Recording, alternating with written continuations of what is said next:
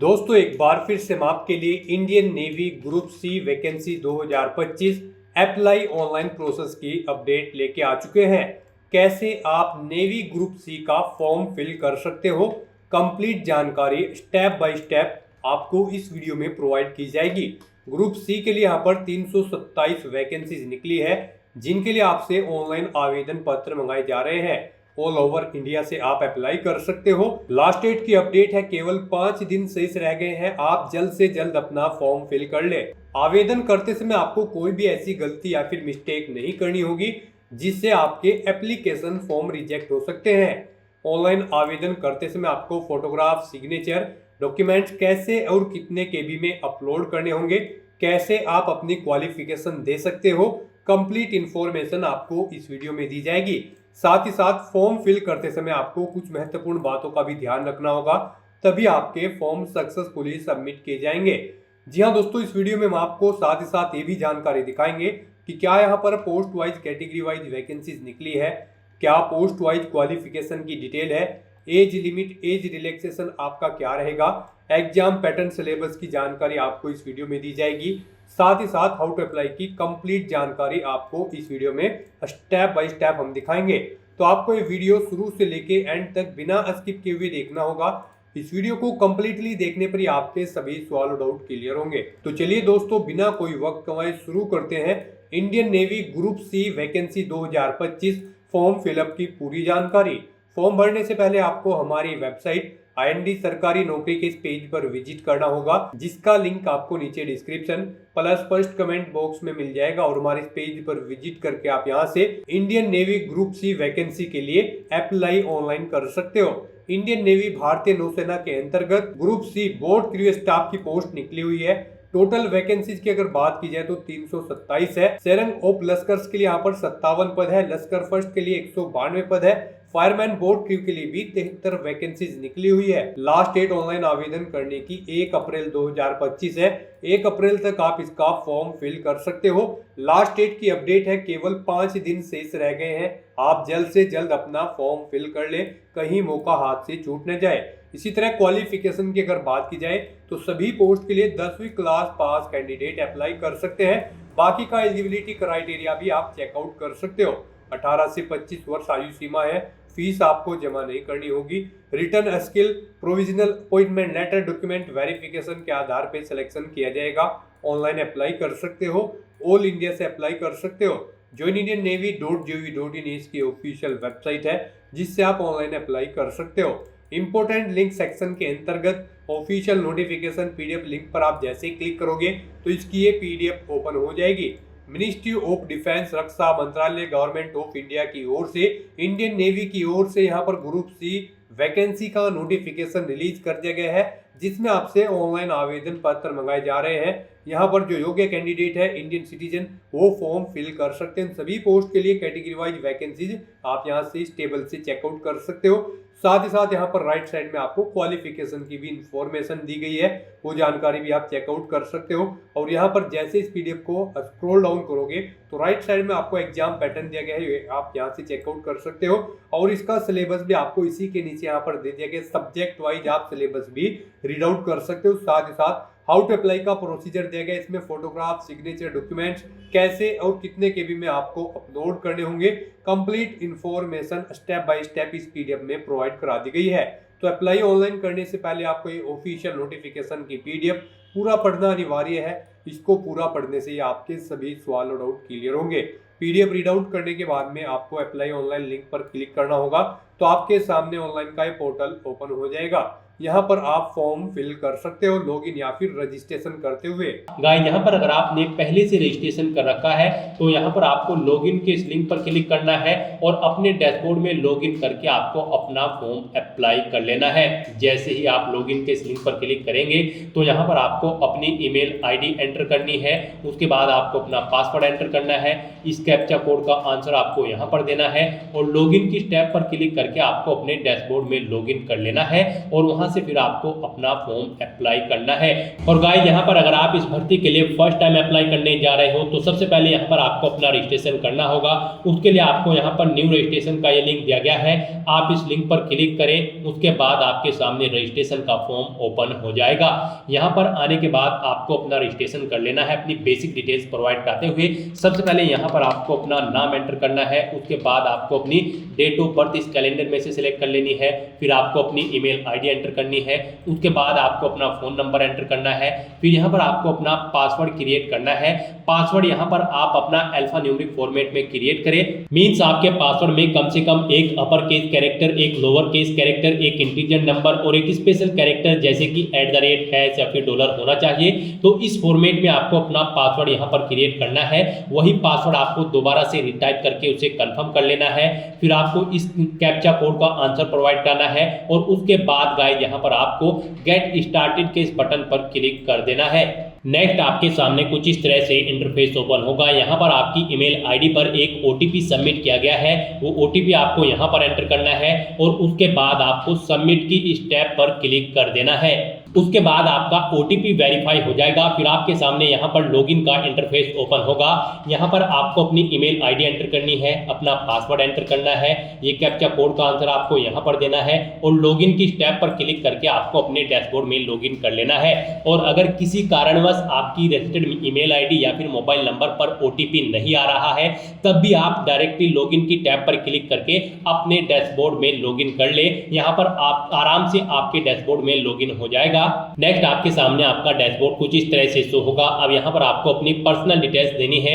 यहाँ पर आप अपना नाम एंटर करें जो आपके माता पिता ने आपको दिया है, फिर यहाँ पर आप अपना सरनेम एंटर करें। उसके बाद यहाँ पर आपको अपना नाम देना है जो आपकी 10वीं की मार्कशीट के अकॉर्डिंग है, यानी कि जो आपकी 10वीं की मार्कशीट में आपका नाम है वो नाम आपको यहाँ पर एंटर कर देना है। फिर यहाँ पर आपको अपने फादर का नाम एंटर करना है, उसके बाद आपको अपनी मदर का नाम एंटर करना है। फिर यहाँ पर आपसे पूछा गया कि क्या आपकी डेट ऑफ बर्थ सेम है जो आपकी 10वीं के सर्टिफिकेट में है, अगर है तो आप यस करें और नहीं है तो यहाँ पर आप नो ऑप्शन सेलेक्ट करें और फिर अपनी डेट ऑफ बर्थ यहाँ पर आप एंटर कर दें। तो गाइस यहाँ पर अगर सेम है तो आप यस ऑप्शन रहने दें और फिर यहाँ पर आपको अपना मैरिटल स्टेटस देना है, आप मैरिड हो, अनमैरिड हो, विडो हो, आप अपने अकॉर्डिंग ऑप्शन सेलेक्ट करें। फिर यहाँ पर आपको अपनी स्टेट सेलेक्ट कर लेनी है जिस स्टेट में आपका निवास है। फिर यहाँ पर आपको अपना रिलीजन सेलेक्ट कर लेना है।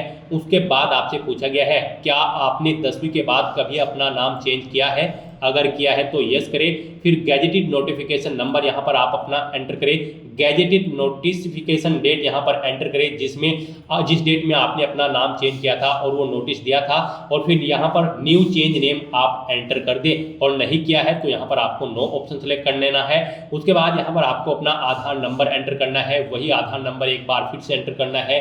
आपकी बॉडी पर कहीं कोई कट या तिल का निशान है तो उस पैलेस का नाम यहाँ पर आपको देना है, कम से कम एक जगह देनी यहाँ पर आपके लिए रिक्वायर्ड है। उसके बाद यहाँ पर आपको अपनी नेशनलिटी सेलेक्ट कर लेनी है, अपना जेंडर सेलेक्ट करना है, फिर यहाँ पर आपको अपना प्रेजेंट एड्रेस एंटर करना है।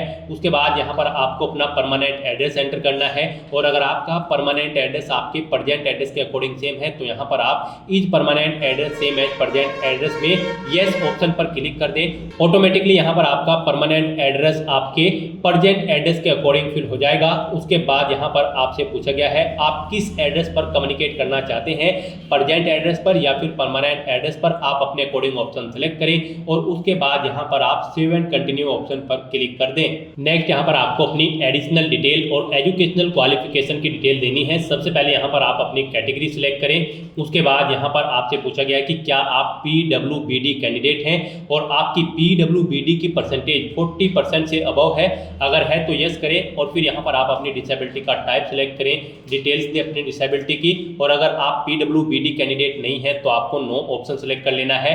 उसके बाद यहाँ पर आपसे पूछा गया कि क्या आप EX सर्विसमैन कैंडिडेट हैं, अगर हैं तो यस करें और फिर उसकी डिटेल दें जैसे कि कब किस में आपने सर्विस की है, आर्मी में, नेवी में या फिर एयरफोर्स में, डिस्चार्ज डेट अपनी यहाँ पर दें। इस तरह से आपको अपनी डिटेल देनी है और अगर नहीं है आप EX सर्विसमैन तो आपको नो ऑप्शन सेलेक्ट कर लेना है।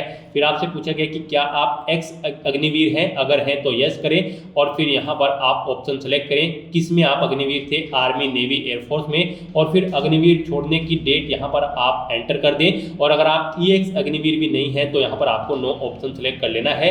फिर आपसे पूछा गया कि क्या आप सेंट्रल गवर्नमेंट में सर्विस करते हैं, अगर या की है, अगर की है तो यस करें और फिर ऑर्गेनाइजेशन या फिर मिनिस्ट्री का नाम दें, name of post currently serving, अगर करंट में सर्विस कर रहे हैं तो कहाँ पर कर रहे हैं उस पोस्ट का नाम यहाँ पर दें, डेट ऑफ अपॉइंटमेंट दें। और अगर नहीं है आप सेंट्रल गवर्नमेंट सर्विस के कार्यकर्ता तो यहाँ पर आपको नो ऑप्शन सेलेक्ट कर लेना है।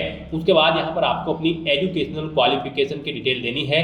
यहाँ पर गाइड आपका 10वीं क्लास पास आउट होना जरूरी है किसी वेल रिकॉग्नाइज्ड बोर्ड या फिर इंस्टीट्यूट से ग्रुप सी की इन पोस्ट पर अप्लाई करने के लिए। जी हाँ दोस्तों, इंडियन नेवी ग्रुप सी की इन पोस्ट पर अप्लाई करने के लिए आपका कम से कम 10वीं क्लास पास आउट होना जरूरी है किसी वेल रिकॉग्नाइज्ड बोर्ड या फिर स्कूल से। तो यहाँ पर आपका 10वीं आपको ऑटोमेटिकली फिर मिलेगा। फिर यहाँ पर आपको बोर्ड का नाम देना है जिस बोर्ड से आपने अपनी 10वीं क्लास पास आउट की है। पासिंग ईयर सेलेक्ट करें, कब आपने अपनी 10वीं क्लास पास आउट की है, टोटल मार्क्स कितने थे वो एंटर करें, फिर कितने मार्क्स आपने इन मार्क्स में से ऑब्टेन किए हैं वो आप एंटर करें। इनके अकॉर्डिंग आपकी परसेंटेज कैलकुलेट होकर आपको शो कर दी जाएगी। फिर यहाँ पर आपको अपनी 10वीं क्लास का सर्टिफिकेट नंबर एंटर कर देना है। उसके बाद यहाँ पर आपको 10वीं क्लास की जो सर्टिफिकेट डेट है, कब वो आपको इशू हुआ है, वो सर्टिफिकेट की डेट यहाँ पर आपको सेलेक्ट कर लेनी है इस कैलेंडर में से। और उसके बाद गाइस यहाँ पर आपको सेव एंड कंटिन्यू इस ऑप्शन पर क्लिक कर देना है। नेक्स्ट आपके सामने कुछ इस तरह से इंटरफेस ओपन होगा। अब यहाँ पर आपको अपनी पोस्ट प्रेफरेंस देनी है, पोस्ट की डिटेल देनी है।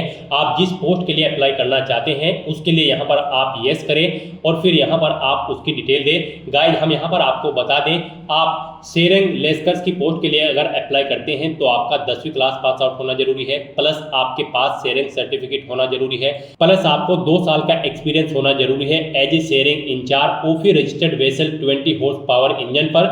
अगर आप लेस्कर्स 1 के लिए अप्लाई करते हैं तो फिर आपका 10वीं क्लास पास आउट होना जरूरी है, प्लस आपको स्विमिंग की नॉलेज होनी चाहिए और 1 साल का एक्सपीरियंस होना चाहिए किसी रजिस्टर्ड वेसल पर। और अगर आप फायरमैन बोट क्रू के लिए अप्लाई करते हैं तो आपका 10वीं क्लास पास आउट होना जरूरी है, प्लस आपको स्विमिंग की नॉलेज होनी चाहिए, प्लस आपके पास सर्टिफिकेट होना चाहिए प्री सी ट्रेनिंग कोर्स का। और अगर आप टोपास के लिए अप्लाई करते हैं तो फिर आपका 10वीं क्लास पास आउट होना जरूरी है, प्लस आपको स्विमिंग की नॉलेज होनी जरूरी है। तो यहाँ पर अगर आप गाइड सेरेंग ऑफ लेस्कर्स के लिए अप्लाई करने चाह रहे हैं तो यहाँ पर आपको यस ऑप्शन सेलेक्ट करना है, सेरेंग सर्टिफिकेट नंबर देना है, सेरेंग सर्टिफिकेट डेट सेलेक्ट कर लेनी है, सेरेंग सर्टिफिकेट आपको किसने इशू किया है वो यहाँ पर आपको देना है, फिर आपको अपनी रजिस्टर्ड वेसल नेम देना है, फिर आपको वेसल सर्टिफिकेट नंबर देना है, पोर्ट ऑफ रजिस्ट्री देनी है, फिर maximum power of vessel in HP यहाँ पर आपको एंटर करना है, कब से कब तक आपने वर्क किया है वो आपको डेट यहाँ पर सेलेक्ट कर लेनी है।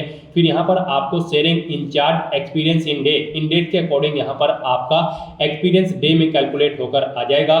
फिर यहाँ पर आपको एक्सपीरियंस सर्टिफिकेट नंबर देना है अपना, उसके बाद आपको एक्सपीरियंस सर्टिफिकेट डेट देनी है, कब से आपको आपका सर्टिफिकेट इशू हुआ था। इस तरह से यहाँ पर आप अपने एक्सपीरियंस की डिटेल प्रोवाइड कर सकते हैं। एक से ज़्यादा जगह वर्किंग एक्सपीरियंस है तो आप ऐड मोर एक्सपीरियंस इस टैब पर क्लिक करें, एक सेम और ऐसी ही रो यहाँ पर ऐड हो जाएगी और उसमें आप अपने एक्सपीरियंस की डिटेल प्रोवाइड करा दें।